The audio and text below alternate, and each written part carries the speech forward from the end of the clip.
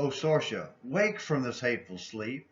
It deprives me of your beauty, the beauty of your eyes. You are my sun, my moon, my starlit sky. Without you, I dwell in darkness. Your power has enchanted me.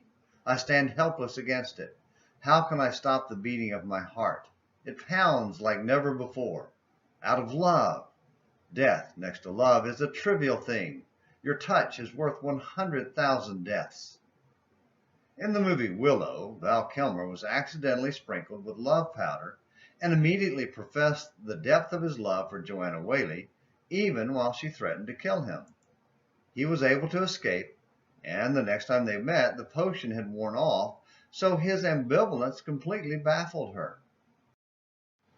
When we read the story of Absalom, who spent years preparing and plotting to supplant his dad, knowing it would have to end with the killing of his father David, we see an emotion-driven man. Despite the calculating, almost clinical description of his actions, we have to believe that Absalom was a towering inferno of rage and ambition, burning with desire to repay the injustice done his sister and take control of the kingdom. But when we read of David's reaction to Absalom's rebellion, we're baffled by the seeming ambivalence.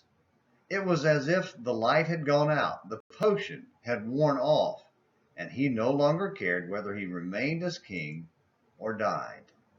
When the high priest brought the ark with them as they fled, David sent him back and left it in the hands of God. Return the ark of God to the city. If I find favor in the sight of the Lord, then he will bring me back and show me both it and his habitation. But if he says this, I have no delight in you, then here I am. Let him do to me as seems good to him.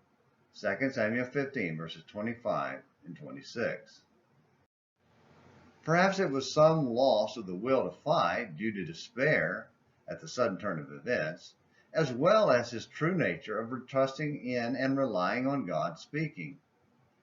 I think it's safe to accept that it was mostly David's simple trust in God that was speaking, a trust ultimately vindicated by God's deliverance of David from the rebellion, which should lead us to ask ourselves if we have that same attitude.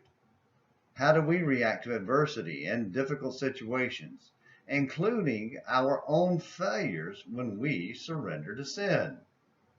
Do we give up immediately in hopeless despair, or quietly press on in simple trust that God will get us through?